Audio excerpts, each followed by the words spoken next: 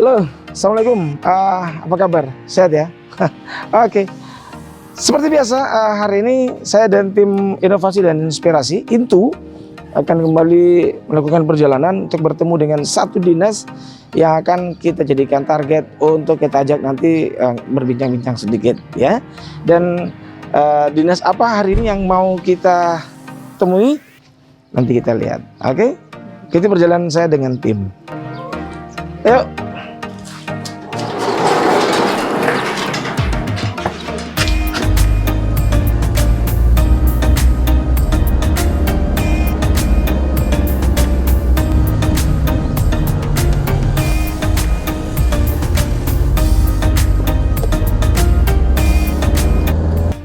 Nah, sekarang saya dan tim sudah ada di sudah tiba di kantor. Tapi ini kayaknya bukan kantor pertanian ini. Ini mungkin nanti kita lihat lah. Daripada kita main karang-karang, ini kita lihat sebentar. Oke, kita masuk.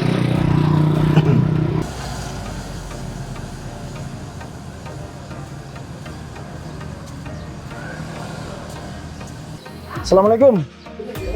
Wih, mantap ini. Kayaknya lagi ada sarapan pagi nih, Pak.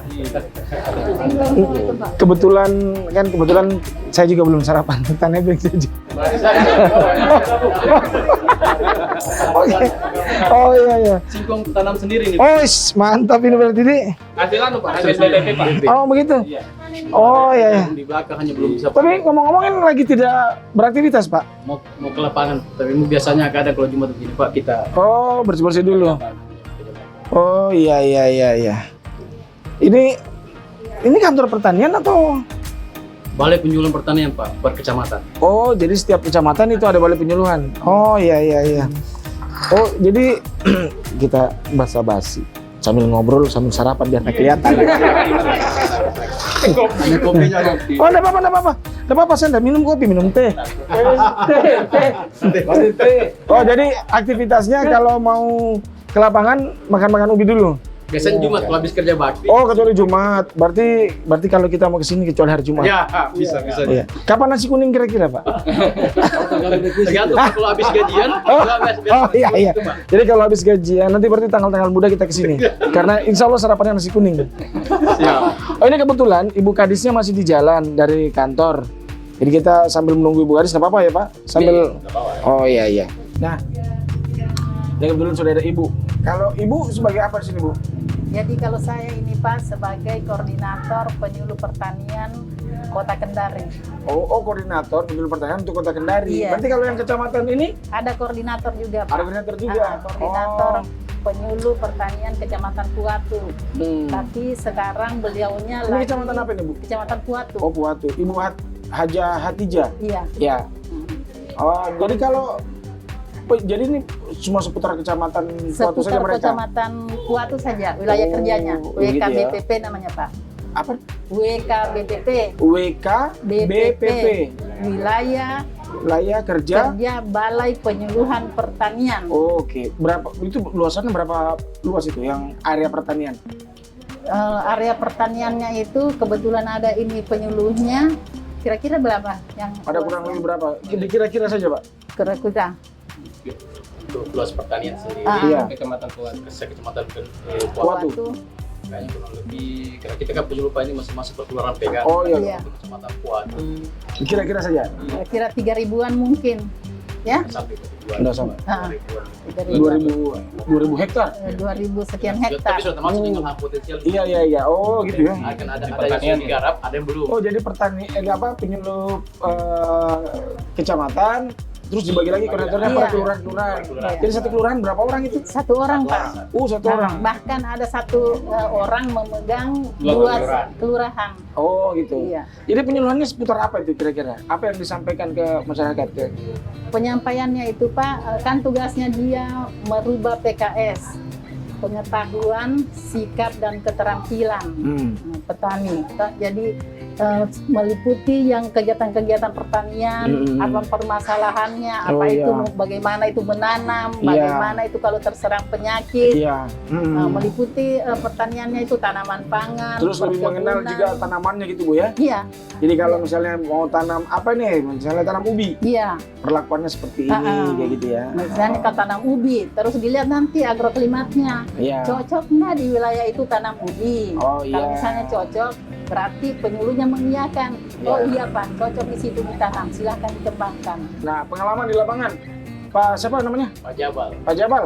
Iya. Gimana? Kalau menurut Pak Jabal masyarakat terimanya gimana? Kalau alhamdulillah untuk di wilayah saya di Kelurahan Kelurahan Watu. ya, masyarakatnya khususnya petaninya, Iya. alhamdulillah bagus responnya, bagus. Oh, bagus responnya. Hanya kadang mereka karena kita juga penjual selain tadi Iya. kita ubah PKS-nya, kita juga sebagai fasilitator Pak. Untuk misalnya ada bantuan dari pemerintah, jadi kita banyak tanggung. Oh iya iya iya. Berikan iya. informasi ke petani bahwa nanti akan ada bantuan untuk alat-alat fungsi pertanian, Oke ada gitu bantuan ya. pupuk atau ada bantuan benih, jadi kita sampaikan ke petani. Bantuan itu kemudian yang menentukan sejago-jagonya penyuluhnya atau gimana? Iya, biasa kita pengusulannya dari penyuluh Pak. Oh Tapi gitu ya. berdasarkan Kebutuhan petani. kebutuhan petani. Oh gitu ya. Bapak penyuluh juga? Iya. Kecamatan kelurahan mana Pak? Lalodati. Lalodati. Kalau di Lalodati gimana masyarakatnya? Alhamdulillah Pak, jadi di Lalodati itu Pak kemarin khususnya tanaman pangan. Iya. Jagung Pak. Jadi alhamdulillah kemarin itu pernah panen raya dirangkaikan dengan Hari Nasional Pangan. Oh gitu ya. Alhamdulillah. Iya iya iya. Ya, jadi untuk sentra jagung kalau tidak salah sudah Iya, Kota Kendari, Kelurahan iya. Lalodati itu Kota Kendari sentra itu, jagung Pak. Kota Kendari. Kalau Lalodati lebih dominan apa pertaniannya? Jagung. Jagung, Oh, jagung. tanaman pangan. Kalau di Puatu gimana Pak? Hortikultura. Oh iya iya. Hortikultura itu sayur-sayuran ya? Oh iya. Sayuran iya. dan buah-buahan. Dengan bunga hias. Oh, Hias. oh, sekarang ya? Hias. Iya, Sekarang lagi Iya. marak soalnya itu. paling besar. Oh, tanaman hias seperti janda bolong begitu. Ya, bawahnya janda ada semua. Janda Mana? robek juga Pak. Ada berapa? Ada berapa? Seperti yang muda dan sejapri Pak. Ini ya. Kita lihat. Kalau yang janda muda nanti japri. Kalau janda bola. Ada bendaharanya begini. Oke. Jadi kita ini masih sambil tunggu-tunggu Ibu Gadis ya. Kita sarapan dulu ya. Silakan. Ini sudah Pak. Iya. Kira-kira begini sudah dia punya. Oh, Ibu Gadis sudah datang. Assalamualaikum. Waalaikumsalam. Aduh, Ibu maaf ini mendahului Ibu. Oh, tidak apa-apa, tidak apa-apa. Iya. Ini malah kita sudah sampai makan-makan ubi goreng makan Bu. Alhamdulillah, terima kasih banyak. Nah, karena Ibu saudara saya ngobrol sama Ibu Pak. Ya Ibu ya. Oke, kita di mana nih Bu? Ah, terserah mana yang bagus. Situ aja ya. Oh ya. Boleh silakan. Nah, Bu, ini maaf ini sebenarnya mengganggu waktunya. Tidak Tapi apa-apa. untung saya datangnya di hari Jumat jadi enak ya. Alhamdulillah. Pas lagi ada kerja bakti. Iya, kerja bakti dan ternyata di sini kalau kerja bakti ada sarapan-sarapan paginya. Alhamdulillah, hasil dari kebun juga sebagian. Nah, itu dia. Nah, Bu ngomong-ngomong nih. Ini kan kita dalam program inovasi dan inspirasi. Iya. Nah, kalau berbicara tentang dunia pertanian di Kota Kendari, kita mau tahu dulu nih kondisi pertanian kita di Kota Kendari secara umum seperti apa Bu? Jadi kondisi pertanian di Kota Kendari merujuk daripada visi misi pembangunan Kota Kendari, yaitu mewujudkan kota layak unik yang Iya. berbasis ekologi, informatika dan teknologi. Iya. Kami ini di Dinas Pertanian memang berbagai sektor, ada sektor tanaman pangan, Iya. peternakan, perkebunan horti serta prasarana dan sarana. Hmm. Dari sektor-sektor tersebut itu mendukung semua ketersediaan pangan yang ada di Kota Kendari. Oke. Artinya ketersediaan pangan dalam hal ini baik ketersediaan pangan seperti beras, umbi-umbian dan lain-lain. Begitu juga ketersediaan pangan hewani seperti daging, terus telur, begitu juga ayam dan lain sebagainya. Terus ketersediaan daripada sektor perkebunan dan horti itu seperti sayur-sayuran. Ya, sayur-sayuran seperti kita bisa melihat di sekitar sini ada beberapa sayuran. Dari sektor sarana prasarana juga mendukung daripada bagaimana sistem pengolahan daripada tanaman ini tentu saja dibutuhkan alat sintan. Ini semuanya terkolaborasi secara menyeluruh. Oke. Nah Bu, kan ini kita bahkan belum keluar dari masa pandemi. Mulai dari ketika pandemi mulai masuk di Indonesia, Kendari juga pasti terdampak. Nah bagaimana dengan kondisi ketersediaan pangan kali itu Bu? Apakah kita di Kota Kendari ini sempat agak sedikit terganggu gitu, atau kita relatif stabil saja? Kalau awal pandemik ya memang sedikit terganggu. Contoh kecil di sektor peternakan. Awal-awalnya itu kan semua restoran tertutup, rumah makan tertutup, sehingga ketersediaan daging juga berkurang. Bahkan hari pertama itu pernah 1 ekor saya dipotong seminggu, karena semua ditutup ya. Itu. Begitu juga dari sektor tanaman pangan, baik beras maupun jagung dan begitu juga sayur-sayuran. Petani ini awalnya itu mereka takut keluar, takut berinteraksi. Betul-betul itu penyakit ditakuti sekali itu waktu itu awal. Namun alhamdulillah dengan pendekatan kami, termasuk penyuluh-penyuluh kami yang terdiri dari sekurang 56 orang ini, mereka masing-masing punya wilayah tugas, mereka mendekati supaya mereka bisa memotivasi. Alhamdulillah pelan-pelan mereka keluar dan beraktif kembali dan bangkit kembali. Seperti sekarang kita bisa melihat alhamdulillah di tengah pandemi kita kan harus makan, harus banyak makan bergizi dan lain sebagainya. Alhamdulillah ketersediaan di Kota Kendari kita bisa melihat tidak masalah. Ketika saya komunikasi dengan ibu mengarahkannya kita ke Puatu saja. Saya ketika datang sama teman-teman, ini kantor pertanian bukan ya? Walaupun tadi sudah dijelaskan, ternyata ini kantor penyuluh. Nah, kita bicara tentang penyuluh, Bu. Saya mau informasinya dari ibu. Boleh. Ada berapa banyak tersedia kantor penyuluh seperti ini? Apakah semua kecamatan sudah punya atau gimana? Kalau kantor penyuluh, karena kita kan 11 kecamatan. 11 kecamatan yang ada kantornya sekarang ini baru 6 yang seperti ini. Baru 6. Sekarang semua 9. 9 BPP, 9 BPP yang ada. 9 BPP, maaf. 9, kita 9 BPP. Dari 9 koordinator, kan ada masing-masing setiap BPP itu ada koordinatornya. Itu tadi saya sudah sempat ngobrol sama ibu, koordinator 1. Koordinator 1, dan di bawahnya ada penyuluh-penyuluh lapangan, yang memang masing-masing penyuluh ini bertugas setiap wilayah tertentu. Bisa di kelurahan ada kurang lebih 64 kelurahan. Dan 11 kecamatan ini masing-masing mereka bertugas. Dan tugas mereka ini memang benar-benar sangat dibutuhkan oleh petani dalam rangka pendampingan ya. Baik pendampingan teknologi, pendampingan kebutuhan benih dan lain sebagainya. Nah, ini sekarang kalau bicara teknologi, seperti apa sih penerapannya di pertanian kita di Kota Kendari ini, Bu? Kalau penerapan teknologi ini memang dari aspek budidayanya, budidaya tentu saja kita akan membutuhkan alsintan. Terus dari aspek penerapan benih dan lain sebagainya tentu saja dibutuhkan ilmu-ilmu teknik bercocok tanam. Ini teman-teman semuanya ini yang penyuluh, alhamdulillah ini betul-betul intens mendampingi petani-petani, apalagi sekarang kan kita sistem informatika ya, sistem online, menjual pemasaran juga sudah sistem online. Jadi termasuk di petani juga melakukan itu sekarang ya? Melakukan kami ada sistem online, masuk di web dan lain sebagainya. Jadi sekarang penyuluh ini bukan cuma sekedar menyuluh bahwa cara bercocok tanam itu yang baik seperti ini, tapi juga pemasaran melalui online gitu juga ya. Ini kita dampingi mereka semuanya. Bisa kita juga mendampingi mereka, mungkin bisa memasarkan mungkin di hotel seperti sekarang kan tanaman hidroponik ini lagi bagus. Lagi booming ya. Booming sekarang sampai ke tambang ya. Ke hotel, restoran dan lain sebagainya. Ini teman-teman penyuluh yang mendampingi semua, memberikan informasi. Kan kadang-kadang petani kan mereka cuma mengolah. Tapi bagaimana memasarkan? Di sinilah peranan penyuluh sebenarnya. Oke, Bu, apakah ini kantor memang cuma tempat berkantor atau juga ada misalnya titik-titik yang dijadikan sebagai tempat budidaya tanaman gitu, pertanian? Kalau di sini sebenarnya ini percontohan.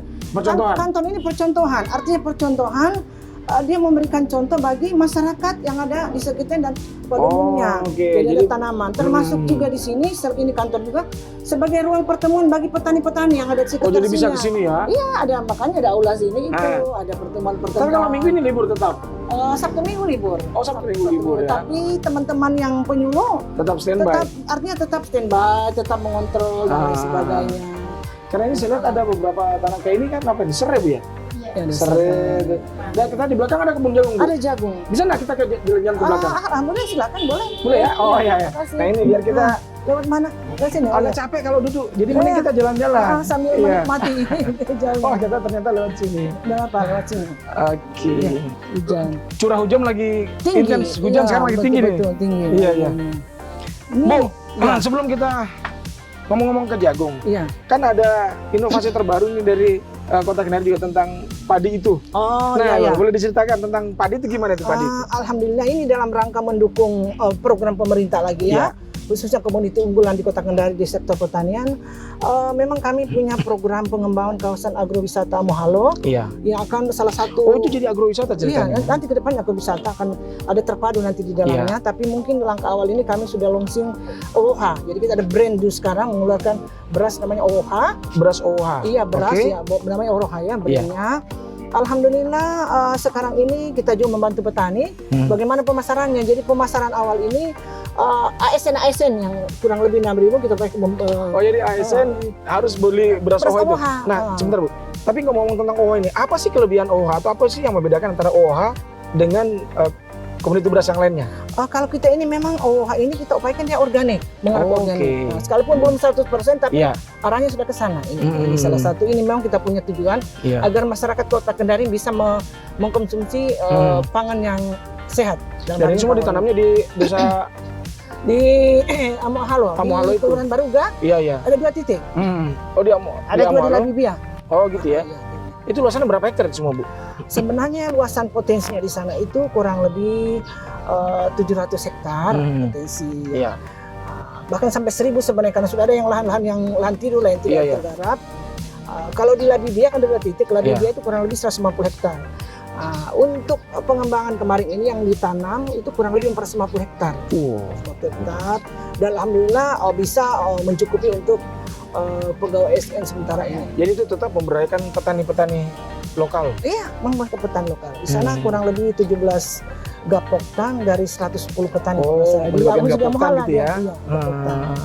Dan pengawasan melalui Dinas Pertanian. Dinas Pertanian dalam hal ini teman-teman penyuluh di Penyuluh, lapangan. Ya. Mereka intens. Jadi mereka itu kerjanya di lapangannya kayak segini. Iya, iya. Mereka. Jadi di kantor itu kurang, cuman mungkin membuat laporan, data atau ada pertemuan baru mereka ke kantor. Tapi kebanyakan punya itu kebanyakan di lapangan ya. Karena mereka kan mereka itu hubungan dengan petani harus dijalin, bagaimana jangan mengontrol semua kegiatan-kegiatan petani, permasalahan di lapangan. Mungkin ada permasalahan hama dan lain sebagainya. Oke. Nah, Bu, itu. kan ini ternyata kalau bicara beras lokal itu di beberapa daerah juga kita di Sulawesi Tenggara ini kan ada. Iya. Saya kalau tidak salah pernah lihat di Buton Utara juga ada gitu kan. Nah, kira-kira apakah memang ini beras apa namanya? OOH. Ini bersaing dengan beras-beras yang ada di Sulawesi Tenggara atau gimana Bu, kira-kira? Kalau kami punya program sebenarnya bukan bersaing, tapi kita memberikan nilai tambah Oke. daripada produk beras yang ada di Kota Kendari. Nilai tambah dari ini kita inginkan dia betul-betul organik, itu nilai tambah. Adapun masalah bersaing kan masing-masing sudah masing-masing ada kelebihan nilai kekurangan kelebihan ya? dan kekurangan. Iya. Gitu. Apa kemudian yang didapatkan oleh para petani selaku pengelola padi itu? Yang pertama Nilai tambah buat mereka. Pertama ada kepastian pasar. Iya. Karena di dalam bercocok tanam itu kalau ada kepastian pasar, motivasi untuk bercocok tanam itu cukup tinggi, cukup bagus. Tapi kalau tidak ada kepastian pasar, mereka ngapain kita tanam? Tapi kan ada kepastian pasar. Iya. Yang kedua adanya perhatian pemerintah secara intens. Iya. Mungkin saya dalam bantuan Al-Sintan dan lain sebagainya, mungkin juga di sektor pengeringan padinya dan lain sebagainya itu kan kita sudah kontrol terus. Sekalipun selama ini juga teman-teman penyuluh, jadi mungkin lebih intens lagi ini. Kalau dengan harga gimana Bu? Apakah memang harganya juga lumayan tinggi atau gimana? Kalau harga sih kita sebenarnya kalau harga di petani sama? Oh sama bahkan ya? Mungkin agak lebih rendah kita. Oh lebih rendah? Misalnya contohnya, kalau 10 kilo kita beli di petani kita kan cuma 100.000. Kalau kan kita biasa beli 110, 115. Oke. Iya. Oh iya. Nah kalau di Kota Kendari ini sebenarnya apa sih makanan pokok kita? Beras kah atau masih ada substitusi yang lain? Kalau kita sih punya makanan pokok yang sebenarnya mendasar itu dari sagu. Gitu ya. Tapi karena perkembangan apalagi kemarin masuknya raskin, sehingga tergeser lah ini makanan sinonggi. Sekarang kan sinonggi awalnya. Tapi kan sekarang sinonggi di mana-mana. Karena raskin itu ternyata disukai juga sama yang tidak miskin. Iya, awalnya. Tapi sekarang kan sudah berubah. Sudah ya? Sudah berubah. Jadi sekarang ini antara nasi sama sinonggi itu kita bisa lihat di restoran di rumah makan. Ada Iya. restoran itu, ada di situ makan nasi, tetap ada sinonggi. Ada nasi ada sinonggi. Dan alhamdulillah Tadi sempat ngobrol-ngobrol, ternyata jual tanaman jagung di sini lumayan banyak juga ternyata. Bu. banyak, cukup banyak. Nah, gimana itu apa namanya untuk lebih memasarkan jagung juga kan? Oke, kalau nasi sama sinonggi kita biasa lihat di tempat rumah-rumah makan. Kalau jagung jatuh-jatuhnya paling perkedel ini kalau mungkin ya. Kalau yang saya lihat sementara belum ada misalnya sajian makanan dalam bentuk jagung. Bahan bakunya jagung. Nah, gimana pertanian mendorong itu? Kalau kami sih sebenarnya sudah ada sih. Kan itu ada program di Dinas Pangannya sekarang sinonggi kasame kambose. Oh iya. Betul. Itu kambose, jagung rebus. Itu kan ada penjualan sekarang yang di Polda itu kan ada jagung rebus.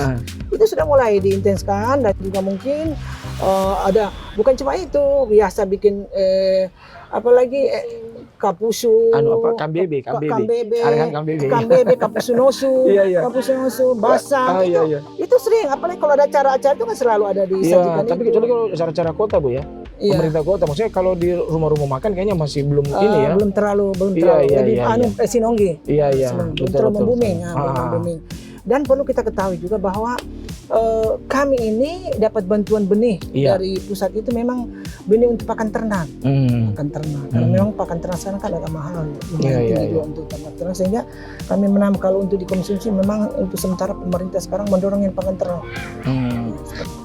Alhamdulillah kami berjalan maksimal. Nanti jadi report ini. Tidak begini, alhamdulillah karena begini mereka punya jadwal.